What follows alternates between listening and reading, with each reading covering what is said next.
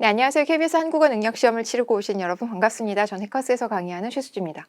시험 치르시느라고 정말 고생 많으셨습니다. 그런데 더 고생스러웠던 건 시험이 굉장히 어려웠다는 거예요.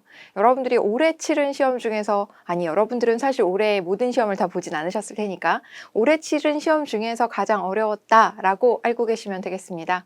실제로 이번 시험에서는 지난 회차들과는 조금 다르게 각각의 모든 파트에서 난도가 모두 다 공통적으로 상승했다는 특징이 있고요. 근데 다행히도 어려웠던 것은 맞기 때문에 나만 이렇게 힘들었나? 라고 생각하실 필요는 없겠습니다. 자, 그렇다면 저희 과목별로 한번 총평 진행해 보도록 하죠. 먼저 과목별 난이도뿐만 아니라 물출제 유형과 오늘의 문제 그리고 학습 방향까지 살펴보도록 하겠습니다. 먼저 보시면요. 지난 회차에 비해서 전반적으로 조금 더 올라간 느낌을 강하게 받습니다.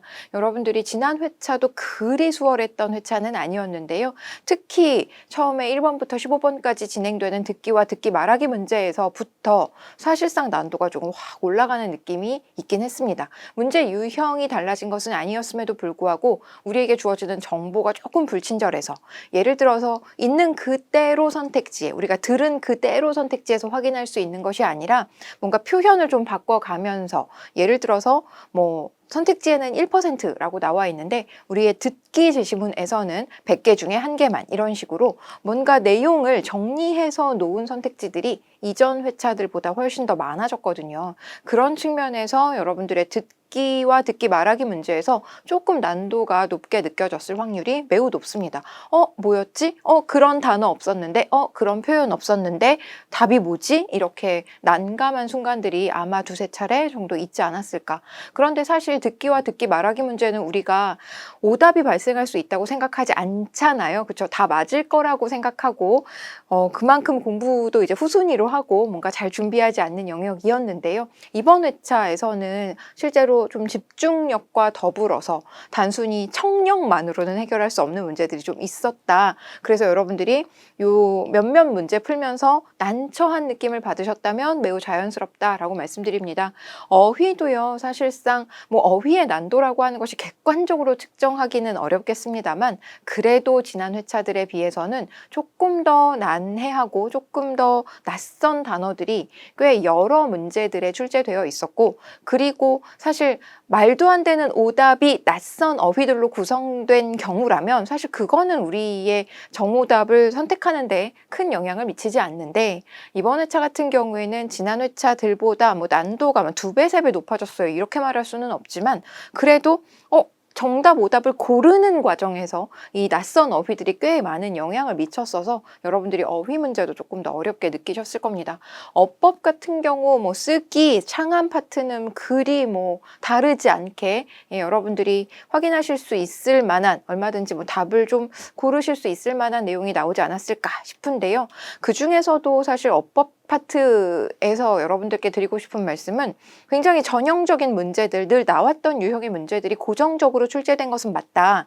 하지만 선택지에 나와 있는 예문들이 아주 첫 번째 라인에 있는 어휘들은 아니었다. 첫 번째 라인에 있는 예문들은 아니었다. 조금 더 안쪽에 있는 예문들이 나와서 여러분들이 이게 띄어쓰기 문제인 건 맞지만, 이게 뭔가 순화어 문제인 건 맞지만, 이게 뭔가 로마자 표기법인 건 맞지만, 그럼에도 불구하고 정답을 고르기가 조금 난처했을 수 있다. 쓰기와 창한 파트, 실제로 우리가 문제 푸는 과정에서 그닥 어려움을 느끼지는 않았을 법한 평이한 문제들로 구성되었다. 그런데 읽기 파트, 지난 회차에도 어려웠는데 이번 회차도 역시 어려웠다. 여러분들이 처음 부분에서 듣기, 어휘, 어법 풀면서 사실 시간을 조금 많이 쓰시고 멘탈이 조금 흔들리셨던 분들이라면 읽기 문제 어려웠을 수 있다라고 말씀드립니다. 엄청난 과학 제시문, 엄청난 기술 제시문 같은 것들이 나와서 제시문을 10번, 100번 봐도 이해가 안 되고 이런 경우 많진 않았지만, 그래도 정보량이 적지 않았고 정답을 확정하는데 일정 정도 시간이 좀 필요한 문제들 여전히 있었다. 국어 문화 문제 조금 더 어렵게 느껴졌을 법하다. 아주 유명한 작품, 아주 유명한 작가가 나온 것이 아니라 여러분들께서 뭔가 뭐였지 이거 전혀 모르겠는데 싶은 문제들, 남들도 틀릴 게 분명하지만 나도 정답을 선뜻 고르기가 어려울 법한 문제들이 포진되어 있었다. 그래서 전반적으로 사실 초반부에 여러분들이 좀 시간과 에너지를 많이 뺏기셨으면 후반부 시간이 굉장히 부족했을 법한 회차였다라고 말씀드립니다. 그래서 전체적인 컷 점수는 좀 많이 내려갈 것 같습니다. 자, 그렇다면 영역별 문제 구성 살펴보도록 하죠. 역시 문제 유형 그대로 고정되었습니다. 한 문제도 어긋난 거 없었고요. 그리고 문항 번호도 거의 그 자리 그대로 지키고 있었습니다. 국어문학 파트에서 뭐 수어랑 점자가 계속해서 교환되는, 아니면 남북한의 어휘와 어법이 그 자리 이동을 조금 하는 뭐 이런 수준이었고요. 우리가 문제풀이 전략을 실행하는 과정에서는 전혀 이상할 것이 없는, 전혀 변화될 것이 없는 순서와 구성이었습니다.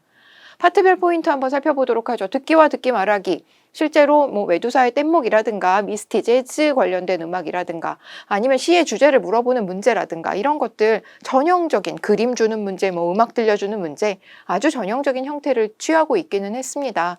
그러나 여러분들이 답을 고르는 데 있어서 앞서 말씀드렸다시피 제시문의 표현을 좀 바꿈으로써 제시문 내용과의 일치 여부를 한 번 더 생각해야 되고 조금 더 정확하게 들었어야만 하는, 그냥 어떤 단어를 들었던 기억만으로 정답을 확정하기 어려운 문제들이 덜어 있었어서 여러분들이 조금 더 힘들지 않았을까라고 생각합니다.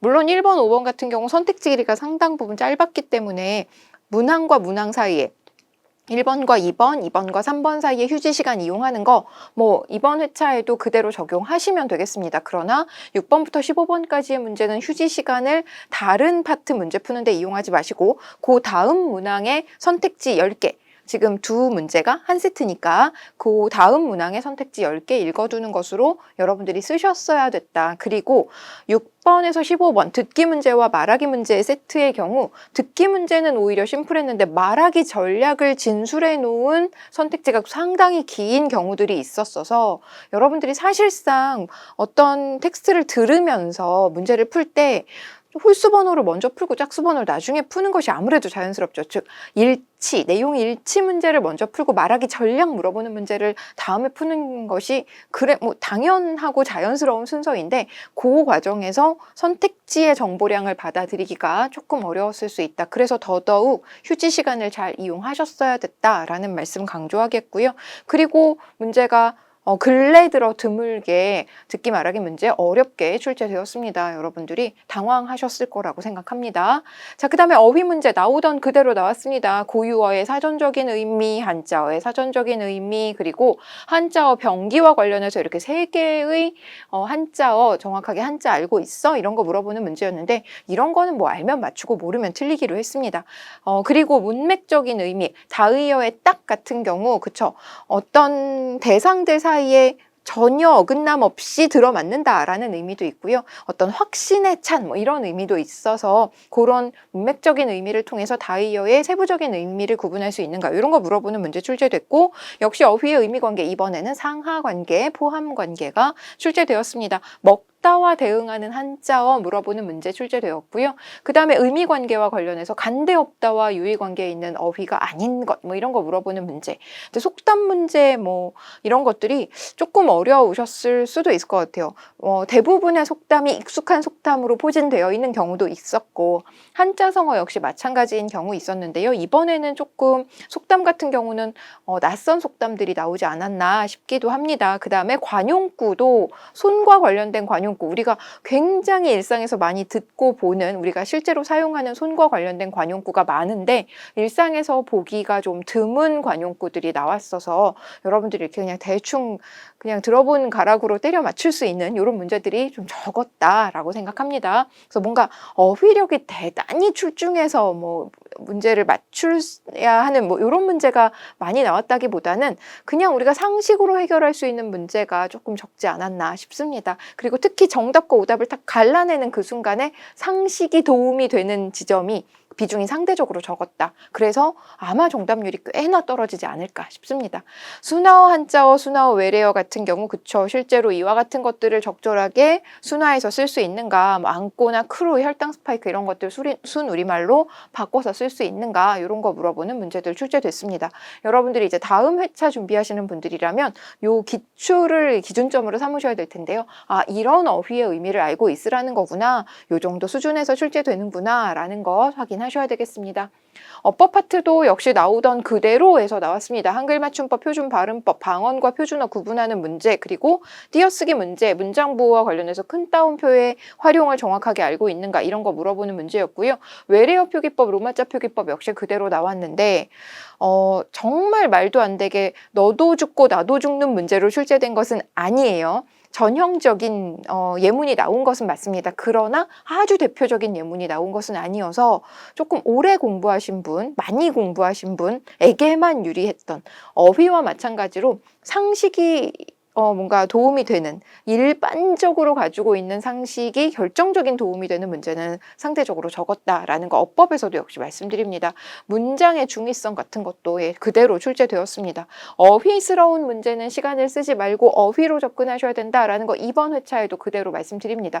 그게 왜 틀렸는지 어떻게 고쳐야 되는지 이런 것들을 우리가 다 이론적으로 학습하고 지식을 쌓을 수 없습니다. 그래서 정확한 표현, 정확한 발음 이런 것들을 조금 더 어휘에 가깝게 여러분들이 공부하시기를 바랍니다. 그냥 내가 이 단어가 맞는 표기야, 이 발음이 맞는 발음이야 라는 것을 자연스럽게 익숙하게 만들어 두시기만 한다면 그게 문법적으로 왜 틀렸는지, 그걸 문법적으로 맞게 하려면 어떻게 해야 되는지 뭐 이런 것들을 물어보는 문제가 상대적으로 적으니까요. 여러분들이 그냥 어법이라고 해서 너무 많은 이론을 배우는데 시간과 에너지를 많이 쏟기보다는 정확한 표기와 정확한 발음을 익숙하게 만드는 데 더 많은 시간과 에너지 쓰시기를 다시 한번 당부합니다.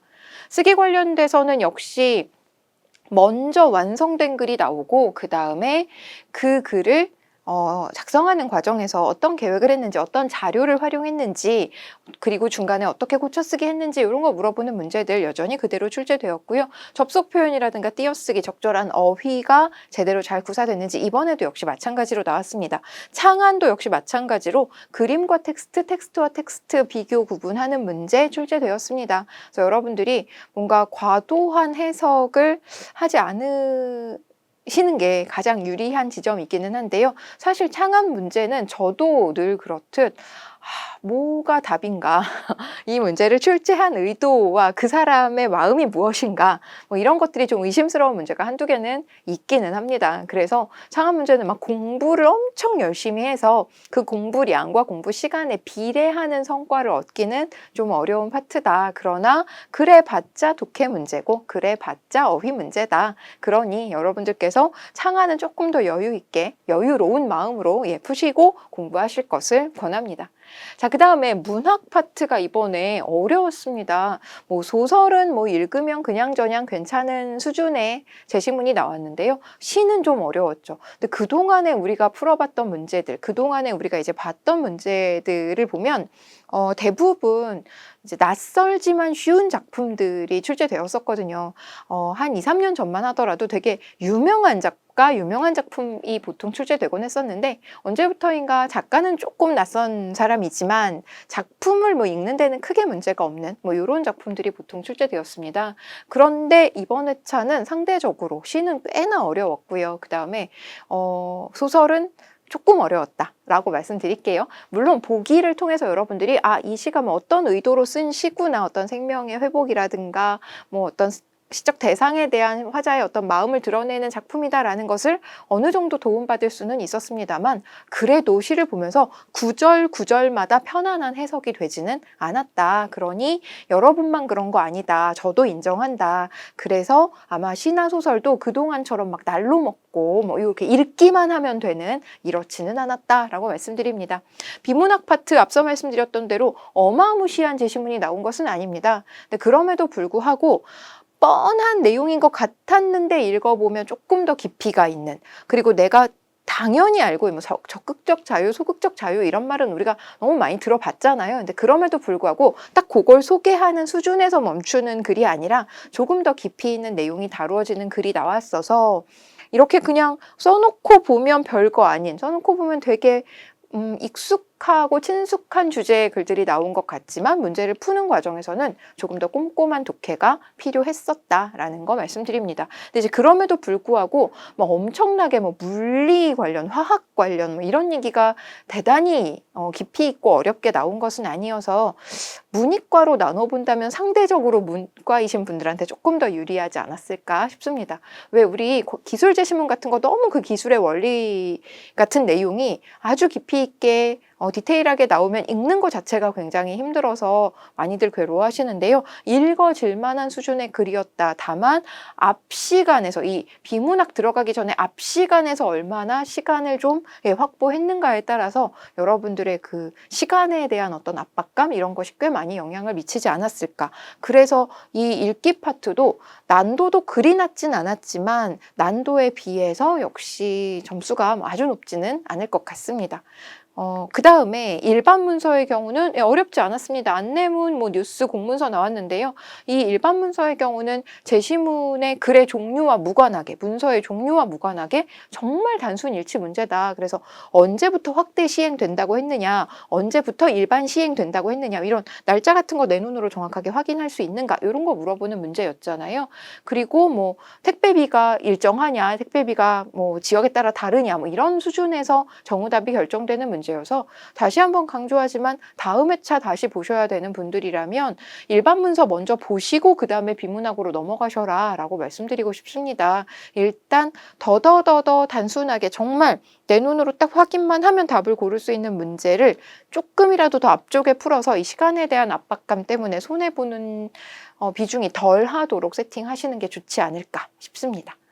자, 그 다음에 국어 문화도 역시 조금 어려웠다면 아주 대표적이고 아주 일반적이고 아주 유명한 뭐 이런 작가나 작품이 나온 것은 아니어서 여러분들이 조금 낯설지 않았을까.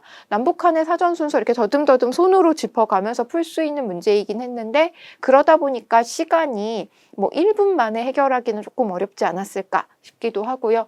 중세국어의 특징에서 이제 훈민정음을 우리가 그동안 배워왔던 게 아니라 그걸 다 읽기는 읽을 수 있는데 그것을 이제 한자로 뭐라고 할 수 있어? 라고 한자를 아느냐 모르느냐로 또 문제가 출제돼서 어머 이거 공부하셨던 분들 너무 억울하고 허무하지 않을까 싶습니다. 나 이거 훈민정음 다 읽을 수도 있고 뜻도 아는데 이걸 한자로 어떻게 표현해? 라고 물어보니까 이건 이제 한자를 아느냐 모르느냐가 결국에는 또 정우답을 결정하는 지점이 돼서 조금 힘들지 않으셨을까 싶어요. 그 다음에 뭐 근대국어가 근데 상대적으로 외계어의 수준이 낮았죠. 거의 현대국어랑 똑같이 나와서 그냥 읽고 정답 고를 수 있는 문제 정도로 출제되어서 그냥 이렇게 여기서 틀리고 여기서 맞고 이런 보완 정도가 되지 않았을까 싶어요. 그 다음에 방송 언어 별거 아니다. 방송 언어라서 뭐 특별한 게 아니라 정확한 어법 지키고 적절한 어휘 구사할 수 있는가 이런 거 물어보는 문제였고 수어도 역시 마찬가지였습니다. 지난 회차 점자 나왔으니까 이번 회차 수어 문제 나오는 게 순서였는데요. 점자 문제가 지난 회차에 조금 어려웠었거든요. 근데 이번 회차 수어는 굉장히 수월했습니다. 그래서 맞추실 수 있지 않았을까? 당연히 맞추셨을 거라고 생각하고 중세국어 훈민정음 빼놓고 그 다음에 국어사 에서 여러분들이 작가와 작품 물어보는 문제 한두 개 빼고 나머지 한 7, 8문제 정도는 여러분들이 충분히 정답을 확보하지 않으셨을까라고 기대합니다. 좋습니다. 자, 그래서 이번 회차 문제가 이렇게 부분별로 전체적으로 난도가 2배씩 올라갔어요. 이건 아니지만 조금씩 높아진 난도가 전체 점수에 큰 영향을 미쳤을 것이다 라고 저는 조심스럽게 예상해 봅니다. 다음 회차 보셔야 되는 분 계시죠? 여러분들이 현재 시점에서는 나 오늘 시험 망쳤어. 무조건 2월 시험 다시 봐야 되겠네 라고 생각하실 수 있는데요. 다음 회차 보실 분들에게 말씀드린다면 일단은 전반적으로 조금 어려웠으니까 여러분들이 오늘부터 당장 10시간씩 공부하실 필요는 없고요. 다만 그래도 이제 이런 수준에서 문제가 나온다면 내가 다음번에는 어떻게 준비해야 되겠다라는 거 이제 슬슬 보아주시기, 시동을 걸어주시기 부탁드리고 시험 전 다시 말씀드리지만 오늘 같은 경우도 사실 해가 굉장히 세서 날씨는 추웠지만 해가 굉장히 세서 블라인드가 교실마다 아예 다 쳐져 있었거든요. 근데 문제는 블라인드가 쳐져 있는데 그 뒤쪽에 이제 창문이 열려 있었던 거예요. 그래서 안쪽에 있는 학교인데도 소음이 엄청나게 심했던 거죠. 그래서 이런 것들 블라인드가 쳐져 있으니까 그 블라인드 들춰볼 생각을 하기는 어렵잖아요. 그리고 감독관 분들이 뭐 그렇게 다 일일이 확인해 주시진 않으니까. 그래서 블라인드 쳐져 있는지도 확인하셔야 되겠고, 또 그다음에 우리가 시험 보는 동안 해가 점점 떠올라 오니까 블라인드 혹시 안 쳐져 있는데 뭐 나는 지금은 크게 방해받지 않는 것 같아. 그래도 우리가 2시간 동안 시험 봐야 되니까 이런 것들 좀 확인해 주셔야 되겠고, 그다음에 블라인드 너머에 창문이 이중창 잘 닫혀 있는지, 한 단어를 들었느냐 못 들었느냐가 꽤 많은 영향을 미칠 법한 듣기 문제들이 많았어서 이런 것들 좀 확인해 주셨으면 좋겠고, 매번 말씀드리지만 연필은 연필깎이로 뾰족하게 깎아가지 마시고, 그렇죠, 굵게 연필심을 모두 살려서 굵게 깎아가시면 딱 2번만 색칠하면 충분하다. 그러니 굵은 연필 준비하시고, 여러분들이 문제 풀 때 쓸 가는 샤프, 여러분들이 매일매일 쓰는 거 그냥 그대로 가져가시고 마킹만 굵은 연필로 2번씩 딱 치게끔 해주시기 바랍니다. 5분 남겨놓고 마킹하기 시작하시면 조금 부족하실 수 있어요. 백문항이나 되는 게 이게 쉽지 않거든요. 그리고 이 시험도 시험인지라 막판에 막 이제 3분 남았습니다 막 이러면 정말 속도가 막 나기가 어렵습니다. 떨린단 말이에요. 그러니까 여러분들이 최대한 마킹 시간 줄일 수 있게끔 굵은 연필 준비하셔라. 그리고 매번 말씀드리지만 역시 벼락치기가 짱입니다. 모든 시험은 벼락치기를 잘 하셔야 됩니다. 우리가 지금부터 서서히 준비를 좀 해야 된다. 왔다 갔다 하면서 어휘 좀 보셔야 된다. 어법 까먹지 않게 좀 자주자주 확인해 주셔라 라고 말씀드리는 건 바로 벼락치기를 잘 하기 위해서라는 점을 꼭 기억해 주시기 바랍니다. 2주 전부터 여러분들이 교재 정말 작정하고 다시 한번 꼼꼼하게 아주 디테일하게 거기 나와 있는 모든 예문 다 확인하실 수 있어야 되겠고요. 시험 이틀 전에 이 모든 내용들이 다시 한 바퀴 돌아질 수 있게끔 단권화의 형태 또는 아주 예쁘고 깔끔한 필기의 형태 잘 갖춰 놓으셔야 되겠습니다. 시험 20분 전에, 그쵸, 9시 30분부터 9시 50분까지 전자기기는 제한하는데요. 종이는 제한하지 않거든요. 그래서 프린트아웃을 해 가시거나 뭔가 필기되어 있는 걸 가져가시면 전자기기 전원 끄세요 보다 조금 더 10분, 15분 정도의 시간을 확보할 수 있으니까 이런 것도 여러분들이 사전에 좀 준비해 두시면 좋겠습니다. 시험 중에는요, 시간을 기계적으로 나누고 푸는 순서를 정하셔야 되겠습니다. 일단 듣기와 듣기 말하기에서 25분 무조건 날아간다 라고 생각하셔야 되겠고, 어휘 어법은 합쳐서 10분이면 충분합니다. 알면 맞추고 모르면 틀리는 문제이기 때문에 이거 가지고 오래 생각하실 필요 없고요. 쓰기창 한 15분 안쪽으로 컷하셔야 되겠습니다. 이거는 모의고사 통해서 계속해서 실제로 그 15분에 대한 감각을 잘 익혀두셔야 될 텐데, 읽기 문제 시간을 최대한, 읽기 풀이 시간을 최대한 확보하기 위해서입니다. 읽기는 여러분들이 정말 모르겠는 것만 틀리시면 됩니다. 그게 우리의 목표입니다. 알 수 있는데, 풀 수 있는데 틀리는 건 정말 어떻게 다른 파트에서 역전이 안 되는 지점이거든요. 그래서 우리의 목표는 다 맞는다, 1등 한다가 아니라 내가 정말 모르겠는 거, 읽었는데도 이해가 안 가고 그 부분을 물어보는 문제를 틀린다. 나머지는 맞춘다. 읽을 수 있는 건 읽고 풀 수 있는 문제는 푼다. 그러려면 한 45분에서 50분 정도의 시간이 확보되는 것이 마땅합니다. 그래서 이게 되게끔 나머지 영역을 잘 조정하셔야 되겠습니다. 국어 문화 역시 5분이면 충분합니다. 더 이상의 시간을 쓰는 것을 허용하지 않겠습니다. 그리고 5분의 시간을 충분하게 쓸 수 있게끔 여러분들이 그 5분 감각을 계속해서 연습해 주시기 바랍니다.